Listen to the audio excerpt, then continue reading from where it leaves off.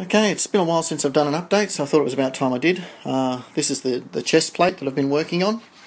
It's in, four, five primary pieces. The battery cover, which I don't actually have here at the moment, is a separate piece. You've already seen that. I've done a test polish on that. I've done a test polish on this piece to actually see how it lines up.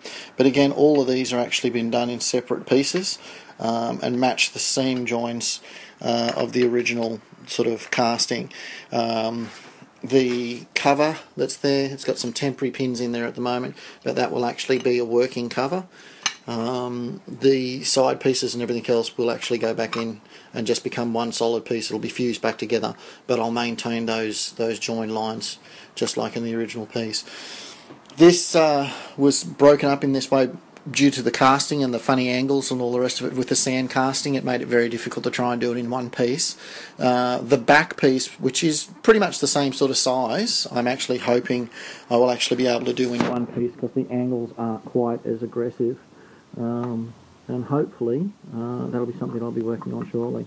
But once they're all joined back in, I've got some detail pieces to put back on where the detail's been removed. A lot of this has to be sanded, and a lot of these shaggy bits have to be fixed back up. But as you can see there with that one shiny piece that I've sort of just given a very rough polish to, if that comes up as good as what the skull has, I'll be pretty pleased with that. And again, it's got that slightly battle damage sort of look about it, but I'm pretty pleased with it. I think it's actually coming up and looking quite nice. I hope you like it. Thanks.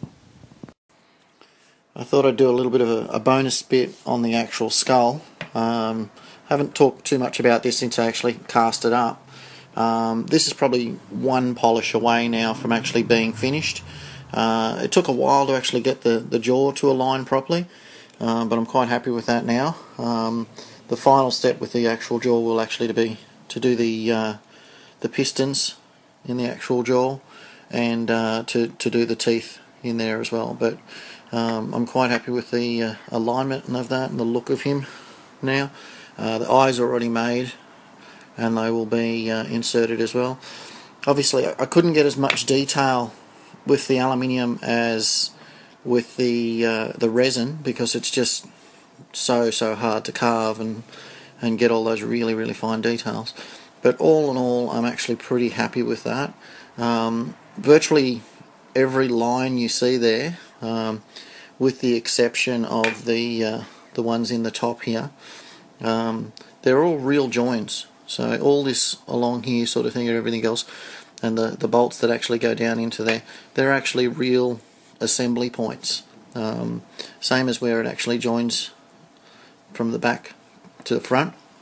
They're actual join points that actually link up pretty much in, I guess, what you'd consider to be a true or real fashion for the assembly of him.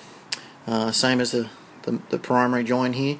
This one's a decorative one, but this is primary point here. That's a real join, and it actually connects in to a single piece that actually goes through.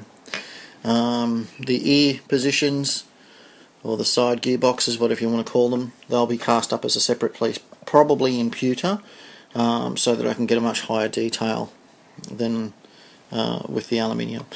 But as I said, he's probably got one more final polish to do, but the mechanism of the jaw works quite well and the alignment's quite good, and I'm pretty happy with that now.